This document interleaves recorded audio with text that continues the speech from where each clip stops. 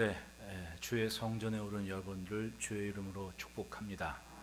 우리 함께 따라합시다. 모든 나라가 주의 소유이기 때문이니이다. 세상의 주인이 하나님이신 것을 믿으면 아멘 합시다. 우리는 주인이 하나님이시라는 분명한 믿음으로 살아야 됩니다. 그때 주인이 주인의 것을 지키시는 은혜가 뭔지 우리의 눈으로 바라볼 수가 있게 되는 겁니다. 2002년 겨울에 제가 태어나서 처음 비행기를 탔어요. 그때가 34살이었는데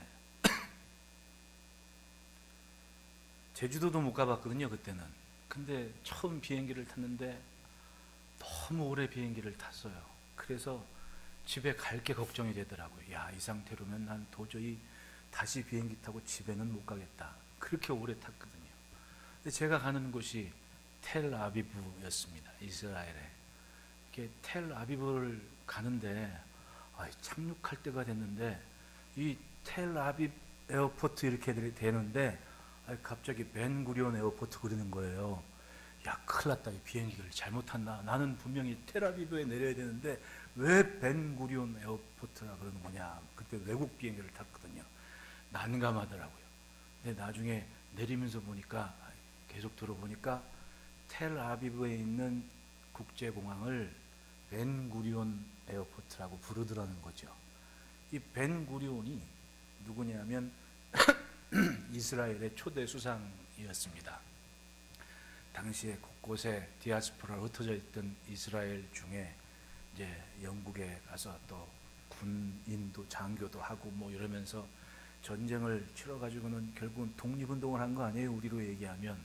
그리고 1948년에 이스라엘 독립할 때 이 벤구리온이 초대 수상이 된 겁니다.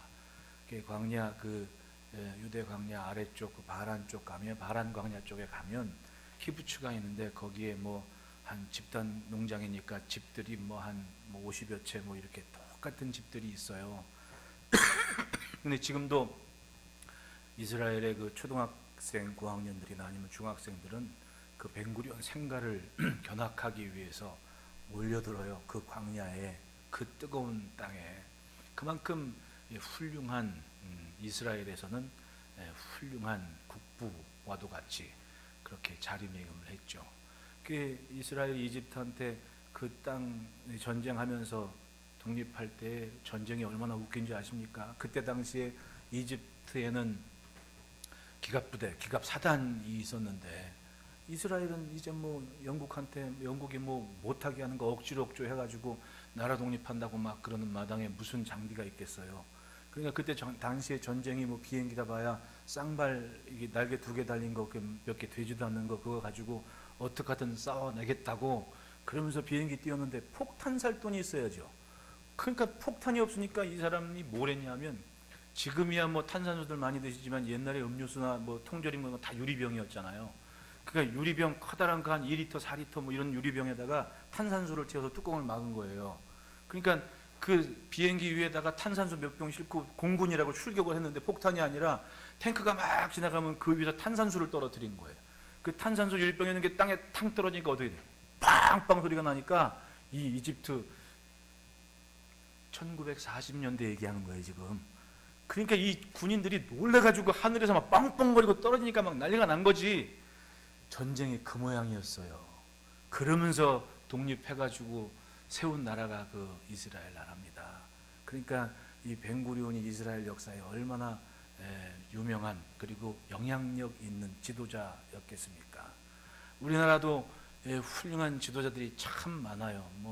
장군 중에서는 이순신 장군, 아마도 우리나라 인천공항을 이순신 에어포트 그러면 아마 세계에 있는 군인들이 착륙하면서 우리나라 관문 들어올 때 격례하면서 들어올 거예요. 지금 미군들, 일본 해군들 이순신 하면 최고거든요.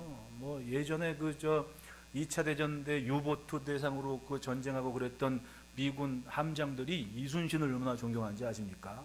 굉장한, 그러면 공항에 이순신 에어포트 그러면 얼마나 좋겠냐고. 근데 우리는 김포공항, 인천공항 그러니까 내가 처음 벤구리온 에어포트 했을 때 얼마나 당황을 했겠냐고. 그런 거예요. 근데 보니까 미국이나 뭐 이런 다른 나라들도 유명한 인물, 영향력을 끼친 인물들로 공항 이름을 많이 하더라고요. 지도자입니다. 영향력을 끼쳤던 그 지도자들의 이름을 따서 기억을 하는 방법이었죠. 지도자들이 왜 중요합니까? 지도자들은 힘과 권세를 가지고 있습니다. 평범한 사람들이 할 수 없는 일들을 해내는, 해야만 하는 자리에 있는 사람이 지도자들이었던 거예요. 지도자들이 어떠냐에 따라 그 나라, 그 단체, 그 공동체의 방향과 멤버십들의 삶의 질이 결정이 되는 겁니다. 성경의 사사들을 보십시오. 사사들은 잘 듣고 판결을 내렸습니다. 법으로 백성을 억압하는 것이 아니라 하나님께서 보시기에 참 잘했다 할 만한 것을 정해줄 수 있고 보여줄 수 있는 자리에 있었던 사람들이 사사들의 역할이었던 겁니다. 이스라엘이 왜 솔로몬을 존경했습니까? 왜 솔로몬 시대에 저 아프리카의 이디오피아의 여왕이 예물을 들고 예루살렘에 올라와서 그 성에 사는 사람들을 복되다 칭송했겠습니까? 그곳에는 하나님의 뜻에 따라 판결을 하는, 백성을 다스리는 권세자가 자리했었습니다. 그렇지 않습니까? 그러니까 아프리카까지 소문이 났던 거예요.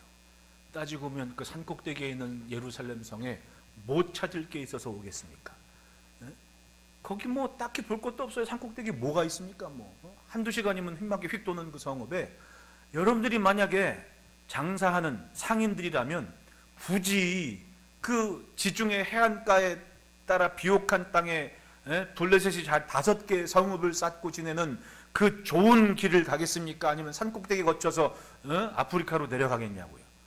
그건 장사하는 사람, 이득을 따지는 사람 입장에서는 저기 가봐야 별 볼 일 없는 겁니다.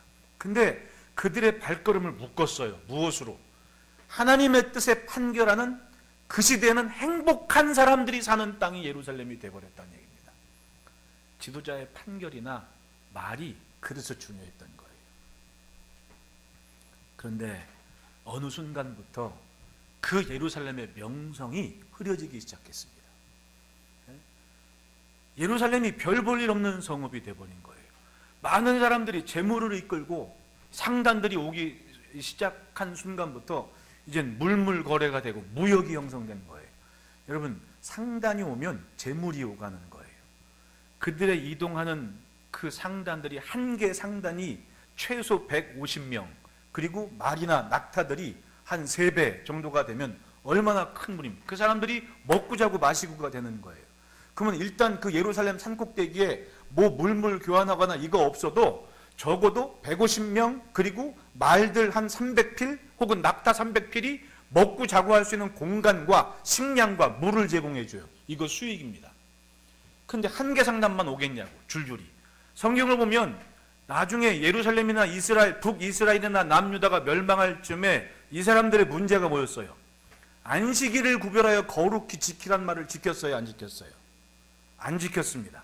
예, 안식일을 지켜야 되는데 못 지키는 거예요. 이유가 뭐냐? 상단들이 시도 때도 없이 오니까 안식일에 성문 걸어 잠갔다가는 여기 오는 사람이 한 번 문 닫혀서 안 오면 그 다음에 또 안 와. 그럼 어떻게? 이 사람들 발걸음 붙잡아 놓으려면 문 열어야 돼, 말아야 돼? 열어야 되거든요. 그러니까 안식일을 지킬 수 없을 만큼 예루살렘이 잘 살게 됐다, 못 살게 됐다? 잘 살게 된 거예요. 돈 벌었습니다. 돈을 벌었는데 그 다음 또 예루살렘이 멸망할 때 또 한 가지 징조는 뭐예요? 11조 했어, 안 했어요? 안 했어요. 돈을 잘 벌면 11조도 그만큼 해야 되는데 안 했단 말이지. 오죽했으면 11조를 가지고 하나님께 시험을 한번 해보라고 그렇게 말씀을 했겠냐고. 결국은 따라합시다. 돈이 세상을 망쳤다. 그거예요. 벌면 벌수록 세상이 좋아져야 되는데 벌면 벌수록 세상이 안 좋아졌어요. 특별히 하나님을 주인 삶은 신앙이 무너지기 시작했다는 겁니다. 그리고 권세 있는 자들의 판결이 굳기 시작합니다. 뭐 때문에? 돈 때문에. 그것을 바라보고 있던 아삽이 기도를 한 거예요. 자, 8절 다 같이 읽어봅시다. 시작.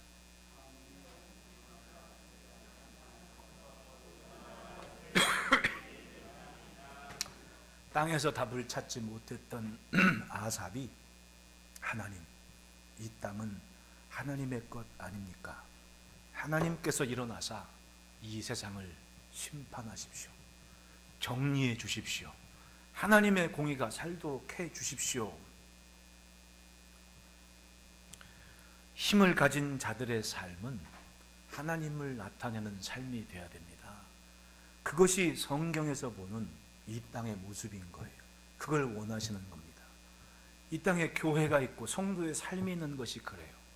하나님의 것을 나타내고 하나님이 주인이신 모습을 보여야 되는 겁니다. 그것이 세상의 미래를 보장받는 길인 거예요. 아삽은 그래서 기도했던 겁니다.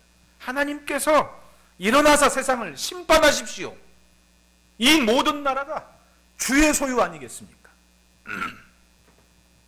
그러므로 따라합시다. 권세는 주의 뜻을 지켜내는 것이다. 1절 말씀 보면 하나님은 신들의 모임 가운데 서시며 하나님은 그들 가운데에서 재판하시느니라. 여기 신들이라는, 원어에는 엘이라는 단어를 사용했습니다. 하나님을 부를 때 엘이라는 표현을 썼는데 앞에 하나님 엘로힘이 있으니까 결국은 여기서 얘기하는 엘은 전능자 혹은 신들, 힘 이렇게 번역이 되는데 세상에서 절대적인 권한을 행사할 수 있는 존재들이 여기 신들이라는 거예요. 그런데 그 신들 중 가운데 누가 서 있다는 겁니다. 하나님께서 서셔서 그들 가운데 뭐 하신다? 재판하시느니라. 아삽이 바라보고 있는 장면은 세상에 권세 있는 또 전능자의 위엄을 갖고 있는 존재들이 있는데 그 모든 존재들조차도 하나님 앞에 심판을 받고 재판을 받는 장면을 보고 있는 거예요. 왜? 하나님께서 주신 권세, 하나님께서 주신 힘, 하나님께서 누리게 하신 것들, 그것이기 때문에 그런 거 아니에요. 여러분, 하나님은 하나님의 것을 반드시 찾으세요. 믿으십니까? 모든 권세는 하나님께로부터 나왔습니다. 로마서 13장 1절에 각 사람은 위에 있는 권세들에게 복종하라. 권세는 하나님으로부터 나지 않음이 없나니 모든 권세는 다 하나님께서 정하신 바라. 권세는 하나님께서 정하셨기에 복종하고 따릅니다. 그런데 그 권세 있는 자, 그 전능을 행하는 자들은 누가 심판합니까? 하나님께서 심판하시고 재판을 하신다는 거예요. 고린도후서 10장 8절에는 주께서 주신 권세는 너희를 무너뜨리고 가신 것이 아니오 세우려 하신 것이니 내가 이에 대하여 지나치게 자랑하여도 부끄럽지 아니하리라. 교회 안이나 교회 밖이나 하나님은 하나님의 권세를 통해 세상의 질서를 세우시는 거예요. 그 권세와 권한은 질서를 파괴하는 것이 아니라 세우려고 하신 것이라고 사도께서는 교회를 향하여 말씀하신 겁니다. 그러니 권세 있는 자들의 생각과 마음은 어떠해야 됩니까? 이 권세는 하나님께서 내게 맡기신 것이다 라는 그 마음을 갖고 하나님의 뜻을 밝히 알도록 해야 하는 책임과 소명의식이 있어야 되는 겁니다. 내가 가졌다고, 내가 누린다고 내 것이 아니라는 거예요. 여러분, 이스라엘의 초대 왕이 누굽니까? 기스의 아들 사울이잖아요. 근데 사울이 왕 되고 싶어서 됐어요? 하나님이 시켜서 했어요? 하나님이 시켜서 한 거예요. 자기가 왕 되겠다고 얘기한 적 없습니다, 사울은. 근데 왕이 된 거예요. 왜? 하나님께서 사무엘에게 너 찾아오는 총각 하나 있을 테니까 기름 부어서 왕을 세워라. 사무엘은 그래서 기름 붓고 왕을 세운 겁니다. 그런데 왕 노릇 한 2, 3년 잘하다가 갑자기 마음이 확 돌아서 가지고 자기가 거느리는 군사가 한 막 20만이 넘어가니까 이 사람이 갑자기 정신이 휙 해가지고는 내가 대대로 왕 노릇 해야겠다. 그리고 아들한테 왕위를 물려줘야지. 그 시점은 이미 사울이 교만해서 악령이 그를 지배한다고 성경은 기록하죠.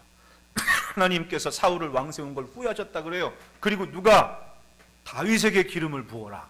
목동 다윗이 왕의 차기 왕, 이스라엘의 왕으로 하나님께서 지명을 하신 겁니다. 이 두 왕의 차이는 뭐예요? 사울은 권세와 힘을 가졌을 때 그게 내 것인 줄 알았고 영원히 내 것 삼고 싶어 했습니다. 그런데 다윗은 그게 아니었어요. 다윗은 왕이어도 마음속 한켠에 고백을 갖고 있습니다. 시편 23편에 뭐라? 여호와는 나의 목자시니. 나는 왕이어도 하나님의 양이다. 그래서 다윗은 항상 자기 생각과 마음에 하나님 존전의식, 하나님 앞에 있다는 생각을 버리지를 못합니다. 그래서 혹시나 욕심이나 욕구 때문에 실수를 한 적은 있지만 말씀이 들려진 순간 다윗은 뭘 했어요? 그때마다 회개를 합니다. 그리고 나라를, 자기 백성을 어려움에 처해서 전염병 때문에 수만 명이 죽어갈 때 그 타작마당에서 하나님의 사자가 멈춘 것을 보고, 야, 여기가 하나님의 성전이 세워질 곳이다 라고 그렇게 결정하면서 항상 위기의 순간마다 누구를 찾습니까? 하나님을 찾아요. 이것이 사울과 다윗의 차이였던 거예요. 사울은 자기 이름을 내려 했습니다. 다윗은 하나님 앞을 떠나지 않았습니다. 결과적으로 정말 중요한 시간에는 하나님을 나타내는 선택이 있었던 거예요. 무엇 때문입니까? 권세가 하나님께로부터 왔다는 소명이 있기 때문에 그런 거죠. 그러므로 권세를 가진 자들은 결국은 하나님을 뜻을 지켜야 되는 책임이 있는 거예요. 세상을 보십시오. 영원할 것 같은 그런 나라들이 영원해요? 절대로 그렇지 않습니다. 망할 때는 망하는 이유가 다 있는 거예요. 결국에는 하나님의 재판입니다. 아삽이 바라보고 있는 것은 바로 그거예요. 인력으로 안 되고 힘으로도 안 되니 하나님이 직접 이 세상을 심판하십시오. 모든 나라가 하나님의 소유이기 때문에 당연한 거니 하나님께서 재판해 주십시오. 3절 4절 말씀 보십시오. 가난한 자와 고아를 위하여 판단하며 곤란한 자와 빈궁한 자에게 공의를 베풀지며 가난한 자와 궁핍한 자를 구원하여 악인들의 손에서 건질지니라 하시는도다. 가난한 자, 고아, 곤란한 자, 빈궁한 자, 궁핍한 자 모두가 힘이 없는 사회의 약자들이었어요. 이들이 처음에는 하나님의 율법과 규례에 의해서 보호를 받았습니다. 처음 이스라엘이 애굽에서 나와서 그 사막 마른 땅을 지날 때에 이스라엘은 성막 중심으로 그리고 매일매일 모세의 가르침을 받았습니다. 40년 동안. 거기서 레위기에서 뭘 얘기합니까? 여기 언급된 가난한 자, 고아, 그리고 곤란한 자, 빈궁한 자, 그 사람들이 사회적으로 소외된 것이 아니라 보호를 받았습니다. 공식적으로 율법에 의해서 보호를 받는, 그래서 억울한 사람이 없었다는 거예요. 심지어는 자기 일가 친척들 중에 빚이 많아서 남의 집 노예살이를 했다 하더라도, 종살이를 했다 하더라도 7년째가 되면 집으로 돌려보낼 만큼 이 사회 자체가 굉장히 세상의 법이 아닌 하나님의 법으로 통치되는 그런 하나의 나라가 됐던 거죠. 근데 앞서 말했듯이 이 나라 저 나라 상인들이 오고 막 돈 좀 벌어보고, 그러니까 아예 없는 사람은 그런 것도 없어. 이게 어설프게 있으면 이것 때문에 사람이 달라지더라니까요. 돈이 사람을 망치기 시작하는데 하나님이 주신 축복의 기업 그 땅을 살면서 하나님 없이 살려는 생각을 하는 겁니다. 안식일이 어디 있어요? 문 열어라. 그리고 꾀를 짜내지 않습니까? 성경에 있는 얘기예요. 내가 율법의 이 라피디라는 얘기를 따르면 내가 율법을 지키면 되니까 나 말고 이방인 머슴 하나 두고 그 사람한테 장사하게 해야지. 그리고 자기 가게를 자기는 일 안 하고 이방인 머슴한테 또 장사하라고. 뭐 이방인이니까. 그렇게 만들었다는 거예요. 그러니까 어떻게? 결국은 돈이 사람을 망친 거예요. 이 유대인들이 얼마나 잔머리가 많은지 아세요? 제 학부 때 선생님이 이스라엘에서 유학하고 들어오셔서 이제 구약 히브리어를 가르치시고 그랬는데, 선생님이 유학할 때 그런 얘기를 해요. 안식일 날 아랫집 아저씨가 올라가고 문을 두드려요. 미스터김 그래가지고 그래갖고 왜 그런지 하고 문을 열었더니 부탁이 있어 찾아왔대. 그래갖고 뭔데요? 그랬더니 우리 집에 좀 잠깐 와보래. 갔더니 냉장고 플러그가 빠졌는데 저거 좀 꽂아달라고. 아니, 냉장고 플러그 그거 당신이 꽂으면 되지 그걸 꽂아달라고 나를 부르냐고. 그랬더니 이 친구 하는 얘기가 우리는 율법 때문에 저걸 못 꽂는다고. 안식일에 생산적인 일을 하면 안 되는데 그 플러그를 꽂는 순간 전기가 팍 하면서 냉장고가 쫙 하고 살아나니까 이게 율법을 어긴 것이 된다. 그러니까 너는 이방인이니까 이걸 해도 되고 나는 안 된다. 그러니까 이 잔머리 많은 사람들이 그렇게 산 거예요. 그러니까 안식일에 불 켜면 돼, 안 돼? 안 돼. 그러니까 이 잔머리 많은 사람들이 금요일 오후 3시에 사이렌 울리고 안식일이 시작되니까 금요일 오후 3시에 사이렌 울리기 전에 가스불을 엄마들이 끌게요, 안 끌게요? 안 꺼. 약불로 켜놔. 에? 불만 안 켜면 돼. 키웠다 죽였다 요거만 하면 되지. 그러면서 율법을 지킨다 그러는 거예요. 그 사람들이 얼마나 잔머리예요. 그러면 살아낸 거야, 그 사람들이. 그러니까 어떻게 하든 사이사이 틈을 보고 요걸 어떻게 빠져나갈까 이런 궁리를 해낸 거지. 언제부터? 이때부터. 아삽은 그걸 봤던 거예요. 도저히 안 되겠습니다, 하나님. 하나님이 직접 재판하시고 하나님께서 판결해 주십시오. 이스라엘이 멸망할 때 사마리아에서 활동한 선지자가 있습니다. 아모스지요. 아모스 5장 12절 말씀 보십시오. 너희의 허물이 많고 죄악이 무거움을 내가 아노라. 너희는 의인을 학대하며 뇌물을 받고 성문에서 가난한 자를 억울하게 하는도다 라고 얘기를 해요. 의인을 학대하고 뇌물을 받고 성문에서 가난한 자를 억울하게 한다. 돈이 판결을 굽게 만들었다는 거예요. 의인이 억울한 일을 당하는 것. 뭐 때문에? 뇌물 때문에. 아모스 2장 6절로 8절은 여호와께서 이같이 말씀하시되 이스라엘 서너 가지로 말미암아 내가 그 벌을 돌이키지 아니하리니 이는 그들이 은을 받고 의인을 팔며 신 한 켤레를 받고 가난한 자를 팔며 라고 얘기를 해요. 돈 때문에 신의도 버리고 정의도 버리는 그런 세상이 되어버렸던 거 아닙니까? 그래서 결국은 사마리아가 세상에서 가장 잔인한 군대였던 아수르에 멸망당할 수밖에 없었던 거예요. 세상 따라가다 망쳤어요. 여러분, 하나님께서 뭔가 누리게 하셨을 때, 하나님께서 뭔가 결정할 수 있는 자리에 앉게 하셨을 때, 하나님께서 뭔가 도장 찍을 만한 힘을 주셨을 때, 그것은 하나님 것을 나타낼 수 있는 기회라는 겁니다. 권세 있는 자들은, 지도자들은 그런 마음을 가져야 되는 거예요. 둘째로는 따라합시다. 맡은 자는 맡긴 자를 나타내야 한다. 6절 7절에 내가 말하기를 너희는 신들이며 다 지존자의 아들들이라 하였으나 그러나 너희는 사람처럼 죽으며 고관에 하나같이 넘어지리로다. 신들이니까 전능자인데 죽긴 왜 죽어요. 그리고 산 거야. 영원할 줄 알았지. 그런데 하나님이 딱 다 불러놓고 재판을 하시는데 뭐래? 너희는 신들이고 지존자의 아들들인데 행하는 걸 보니 사람처럼 죽으며 고관에 하나같이 넘어질 거다. 때로 하나님은 사람이 신들처럼 보이게 할 때가 있어요. 하나님의 권세를 주셨을 때.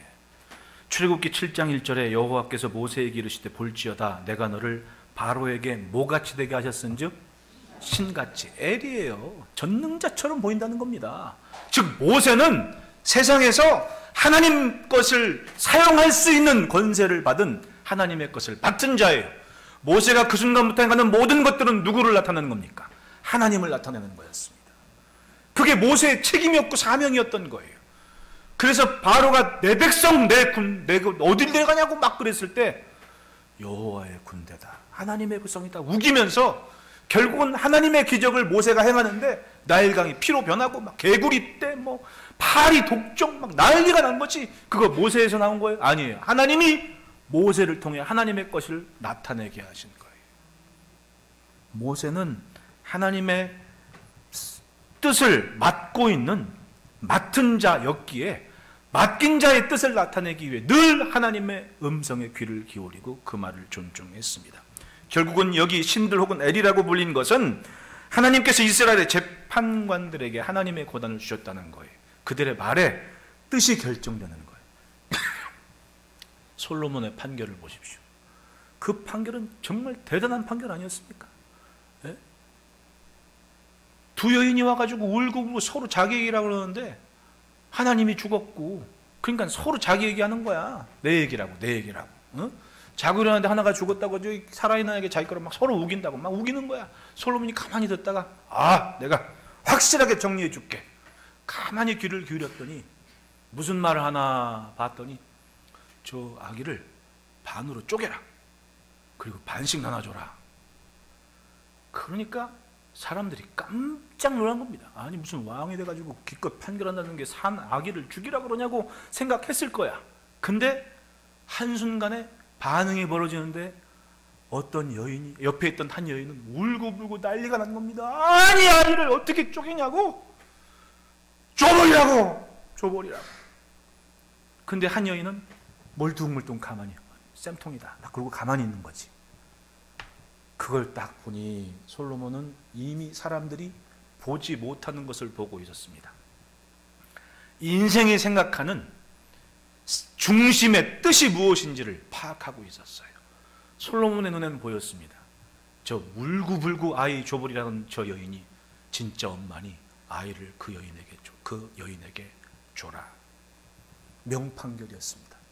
여기부터, 이 사건부터 온 동네에 소문이 나기 시작했습니다. 예루살렘에 기가 막힌 지혜자가 있다. 여러분, 그 지혜가 어디서 온 거예요? 아버지 죽고 혼자 왕 됐을 때 솔로몬은 답답했습니다.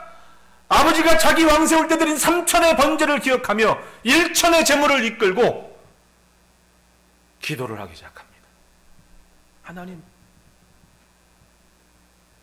그날 밤 꿈에 하나님이 솔로몬에게 나타나서 너는 내가 내게 무엇을 줄고 너는 내게 구하라. 그때 솔로몬이 하나님의 백성을 잘 다스릴 수 있는 지혜를 주십시오.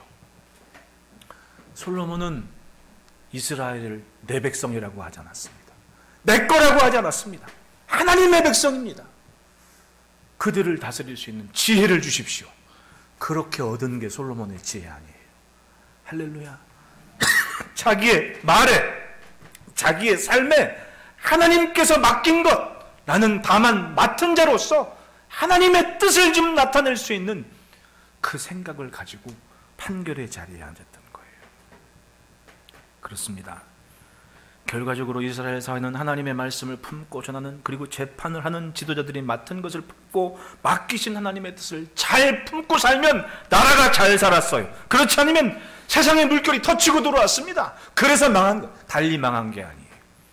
이스라엘이 하나님께서 맡긴 것을 자기 것으로 착각하며 행세하고 살 때에 하나님은 신들일지라도 사람처럼 죽고 고관처럼 넘어질 거다, 그렇게 판결을 하셨다는 거예요. 여러분, 은혜를 알면서도 살아내지를 못하면 결국은 이도저도 아닌 삶이 되어버려요. 아무리 축복의 땅을 살면 뭐합니까? 어디를 향해 가는지 내 생각과 마음과 의지가 그 방향을 결정하는 거예요.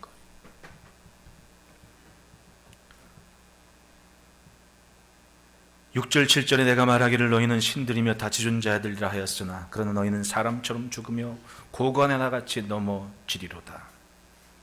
여기에서 신들은 엘마냐, 엘로힘이라는 복수를 사용합니다. 하나님을 부를 때 부르는 단어 똑같이 써요. 결국은 이들이 하나님과 같은 권세를 가졌다는 거 아닙니까? 그런데 그들이 하나님의 재판정 앞에서 무너지는 겁니다. 결국에는 하나님과의 바른 관계입니다. 그 관계를 지켜내야 할 본분이 우리에게 있습니다. 여러분, 작은 빛이라도 빛이 있으면 멀쩡하려고 노력을 해요. 안 그렇습니까? 깜깜하니 문제지 빛이 있으면 어떻게 하든 지켜내려고 몸부림을 쳐요. 그 작은 빛이 바로 오늘 우리의 삶인 거예요. 하나님의 것을 맡고 있다라는 그 마음으로 맡기신 주의 뜻을 나타내는 복된 삶이기를 축복합니다. 그래서 따라합시다. 세상의 주인은 하나님이시다. 인력으로 할 수 없을 때 하나님은 하나님의 것을 지키는 강권적인 능력을 나타내 보이시는데 역사에는 그런 것이 참 많았습니다. 여러분, 이 아삽의 기도는 오늘 우리 시대에 우리의 기도가 돼야 돼요. 보십시오. 다 같이 읽어봅시다. 8절 시작.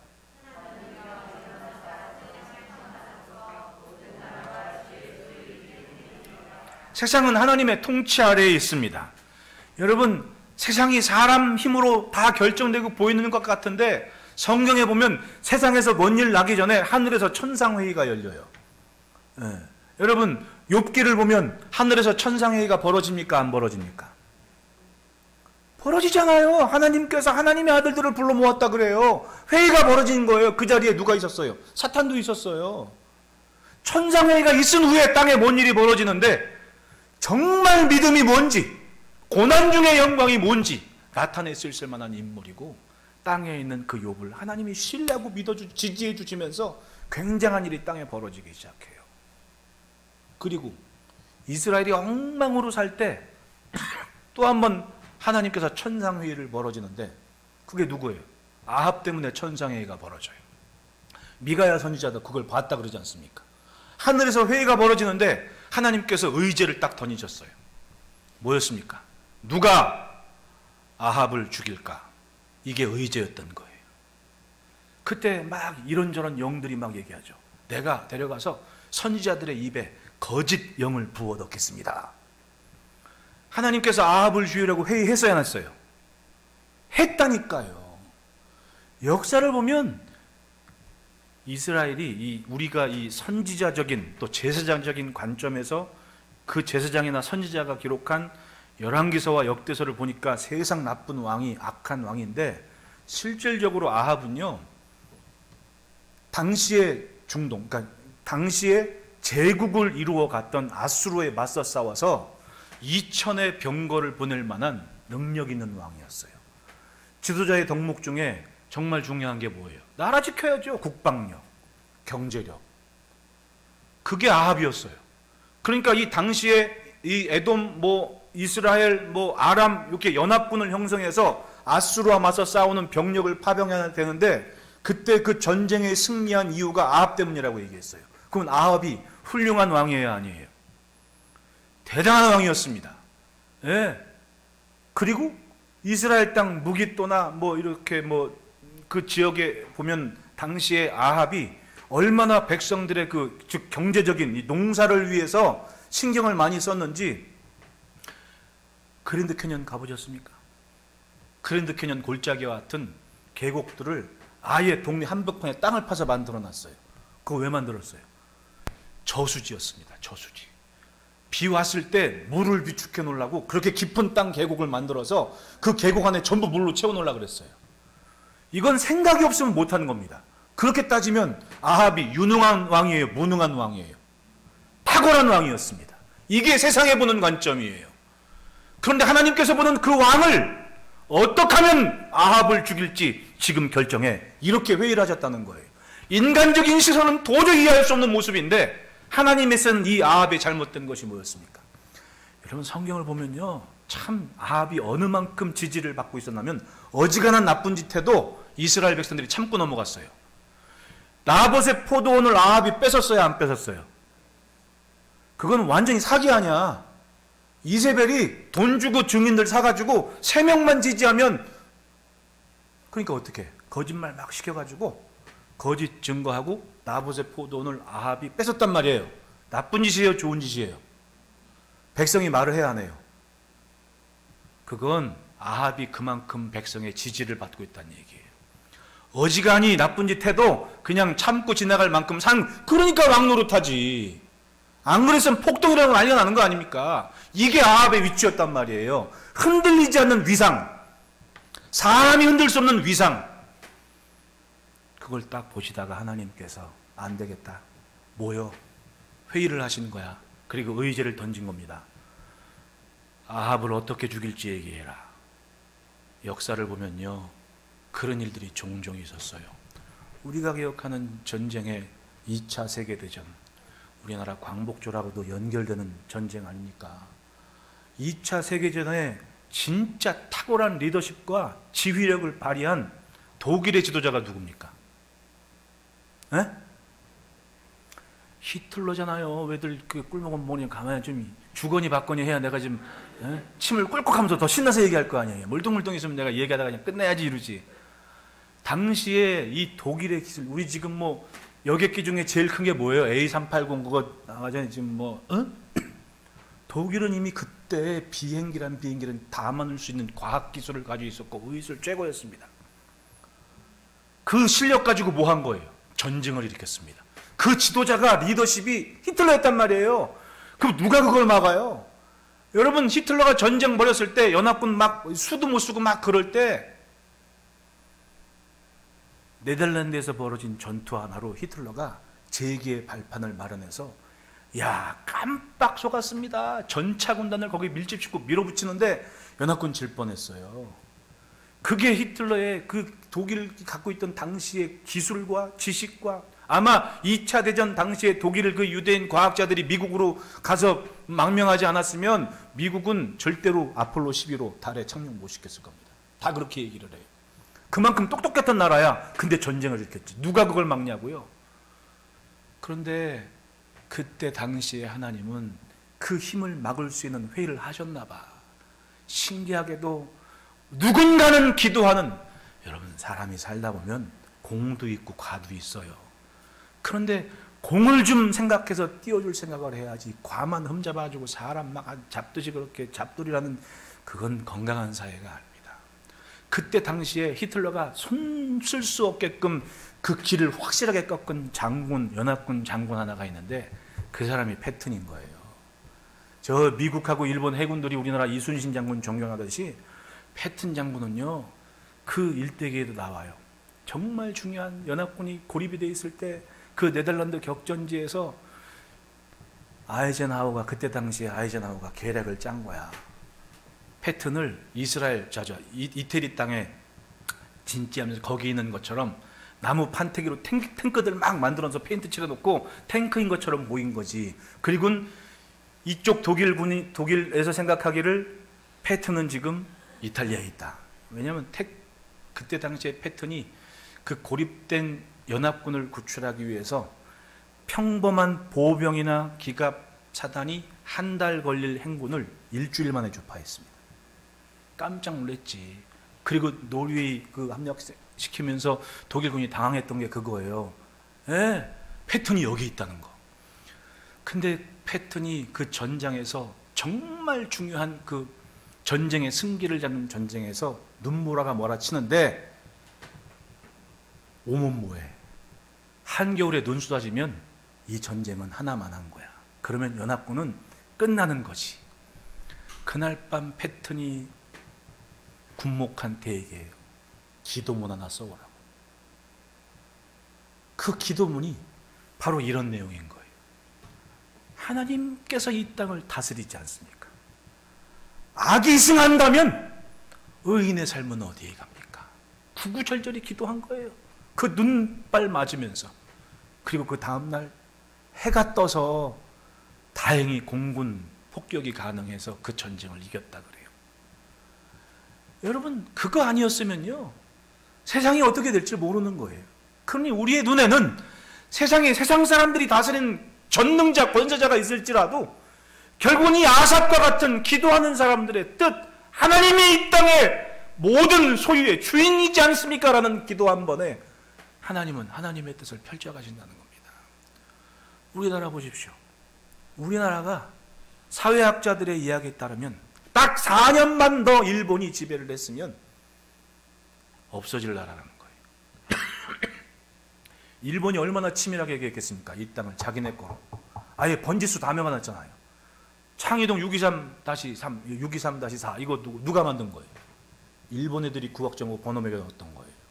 근데 그게 지금도 법적으로 유효해. 재판정에 가면 그 번지수를 얘기한단 말입니다. 얼마나 정확하게 해놨다는 거예요. 1894년에 오스트리아의 귀족이 우리나라를 여행했어요. 일본에 왔다가 우리나라 딱 내려가지고 부산에 딱 도착했는데 일본 사람들 거주지는 엄청 잘 해놨대. 그러니까 번쩍하게 구획도 잘 돼 있고. 잠깐 벗어나서 500m 지나 한국 사람 사는, 조선인들 사는 곳에 갔더니 아주 그런 난리가 없더래. 거기서 배 타고 제물포에 날아서 강화도 거쳤다가 용산에 딱 내려가지고 왕이 사는 한양에 딱 들어온 거야, 서울에. 그 책에 뭐라고 적힌지 아십니까? 똥밭도 그런 똥밭이 없대. 신기한 게 있대. 전염병은 없대. 그게 우리 수준이었던 거예요. 처음에 저 밑에 딱 배에서 내려올 때 자기가 이상한 장면을 봤대요. 일본의 군인들이 천막 치고 총 들고 칼 들고 행군을 하고 가는데 농부들은 아주 편하게 밭에 나가서 일을 하고 있더래. 1894년도에 무슨 일이 벌어져요? 8월 달에 청일전쟁 벌어지죠. 그때 당시에 왕이 있고 양반들이 있는데 이미 나라의 주권은 넘어가기 시작한 거야. 왜? 국방력도 엉망이고 정치력도 엉망이고. 그 사람들이 그 귀족의 눈에 볼 때 저 조선 농부들에게는 일본의 군대가 무서운 게 아니래요. 차라리 일본의 군대가 고맙다는 생각을 할 사람도 있대. 왜?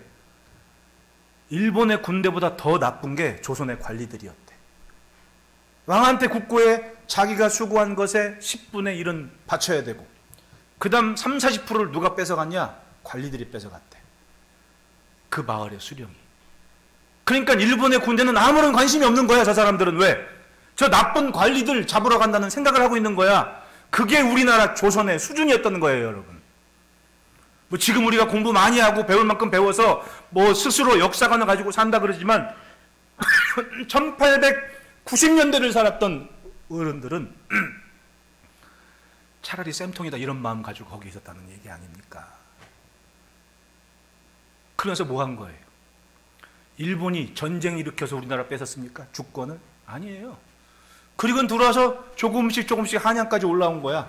그리고 8월 달에 청일전쟁 벌어지면서 이 나라는 우리가 아니면 도와줄 수가 없어. 그리고 우리 주권을 뺏어간 게 아니에요.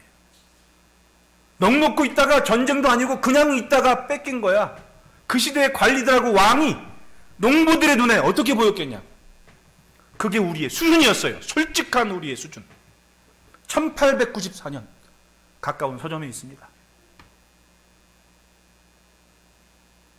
과연 우리가 독립을 할 수 있었을까요? 근데 그 땅에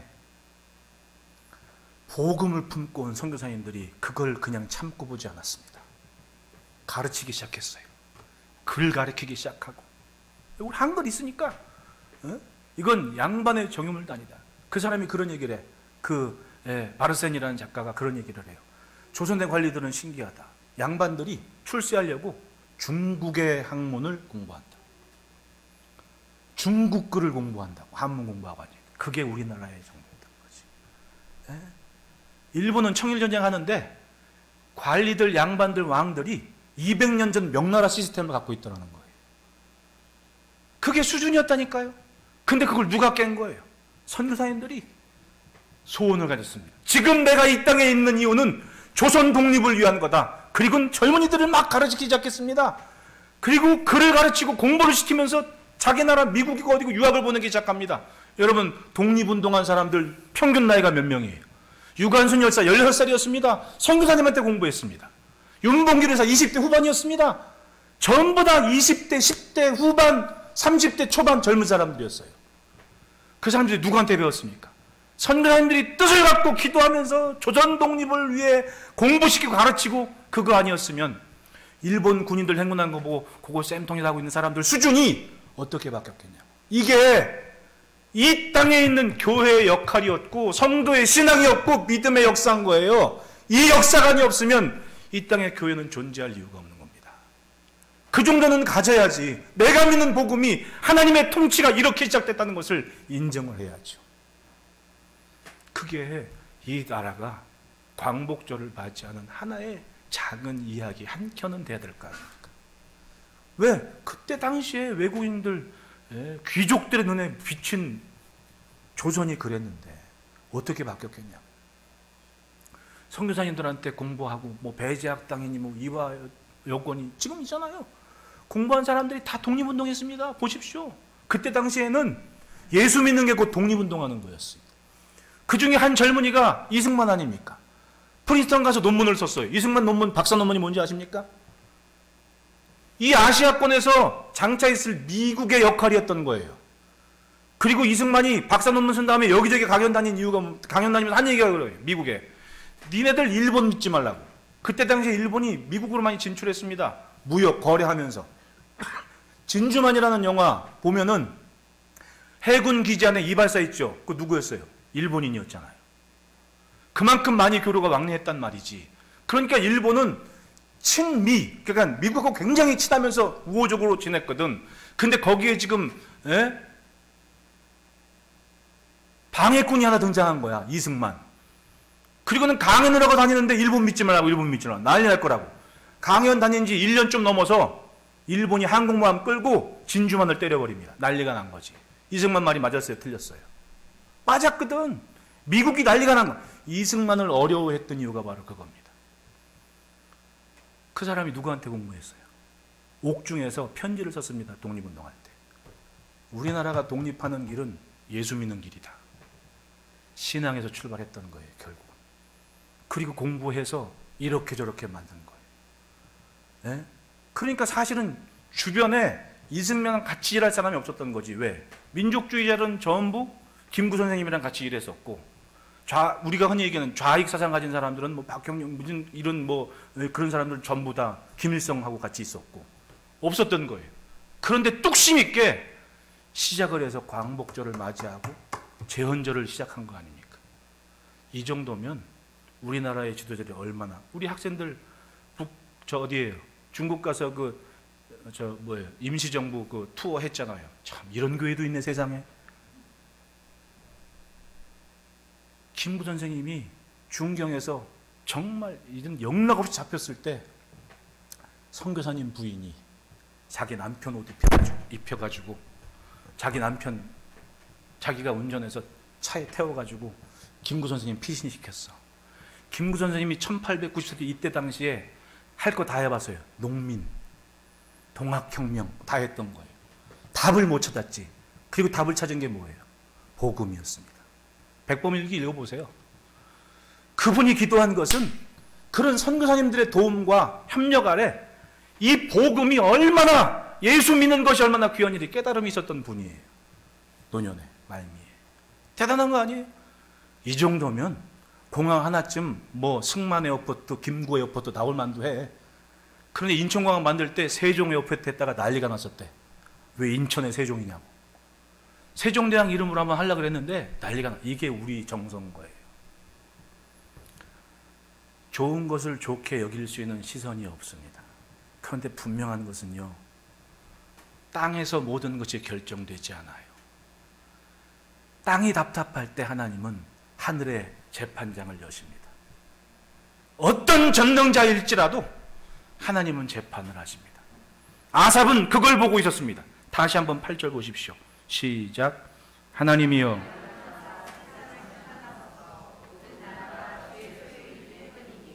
아멘. 그렇습니다. 땅의 주인은 하나님이신 거예요.